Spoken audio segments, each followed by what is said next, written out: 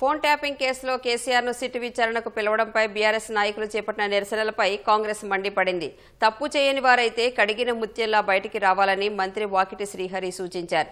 చట్టం ఎవరి చుట్టం కాదన్న పీసీసీ అధ్యక్షుడు ట్యాపింగ్లో ప్రమేయం ఉన్న ఎంతటి వారైనా శిక్షా అర్హులేనని స్పష్టం చేశారు. సిట్ విచారణకు కేసీఆర్ సహకరించాలని కాంగ్రెస్ నాయకులు హితవు పలికారు. ట్యాపింగ్ కేసులో మాజీ ముఖ్యమంత్రి కేసీఆర్ కు సిట్ నోటీసులపై బీఆర్ఎస్ శ్రేణుల ఆందోళనను కాంగ్రెస్ నాయకులు తప్పుపట్టారు. నాటి ముఖ్యమంత్రికి తెలియకుండా ఫోన్ ట్యాపింగ్ జరుగుతుందా అని పశుసంవర్ధక శాఖ మంత్రి వాకిటి శ్రీహరి ప్రశ్నించారు. ఏ తప్పు చేయని వారైతే విచారణను ఎదుర్కోవాలని సూచించారు.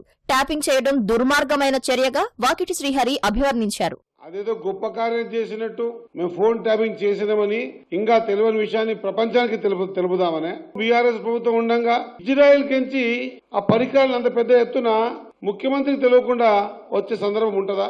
దుర్మార్గమైన చర్య చేసి మళ్ళీ తగదునమ్మ అన్నట్టు మేము శుద్ధ పుసాసలు కడిగిన ముత్యంలాగా బయటకు వస్తాం. గతంలో ఎంతో మంది మాజీ ముఖ్యమంత్రులు సీట్కి పిలిస్తే రాలేదా?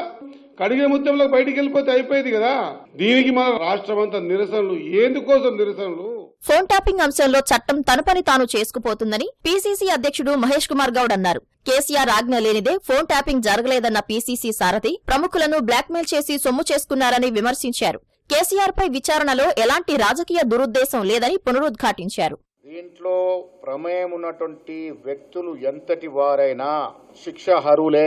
ఈ నేరానికి పాల్పడినటువంటి ఎంతటి పెద్దవారైనా కానీ సిట్ విచారణ తర్వాత దోషులుగా తేలితే శిక్ష తప్పదు. అంత మాత్రం నేను తప్పు చేస్తే నాకు శిక్ష పడకూడదు అంటే మాత్రం ప్రజాస్వామ్యంలో సరైనది కాదు. చట్టం ఎవరికైనా ఒకటే.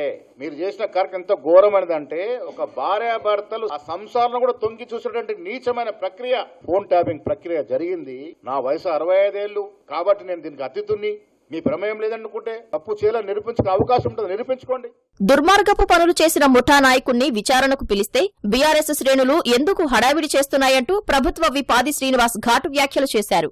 ట్యాపింగ్ జరిగిందని స్వయంగా కవిత చెబుతుంటే దానిపై నోరు మెదపరేందుకని ప్రశ్నించారు. తెలంగాణను భ్రష్టు పట్టించి రాష్ట్రాన్ని సర్వనాశనం చేసిన దానికి ప్రజలకు క్షమాపణ చెప్పాల్సింది పోయి ఇలాంటి దుర్మార్గమైనటువంటి పనులు చేసి ఆ మూటాకు నాయకుడిగా ఉన్నటువంటి కేసీఆర్ సిట్టు పిలిస్తే ఎందుకు నాన్న యాగి చేస్తున్నారని అడుగుతా ఉన్నారు. ఈరోజు కల్వకుట్ల కుటుంబం నుంచి వచ్చిన కవిత కూడా అవును టెలిఫోన్ ట్యాపింగ్ జరిగింది, మా ఆయన టెలిఫోన్ కూడా ట్యాపింగ్ చేసిరని చెప్పిన దానికి సమానం చెప్పలేక ఈరోజు ఈ విధంగా పిచ్చి పిచ్చి ప్రేలాపనలు చేయడం అనేది సబబు కాదు.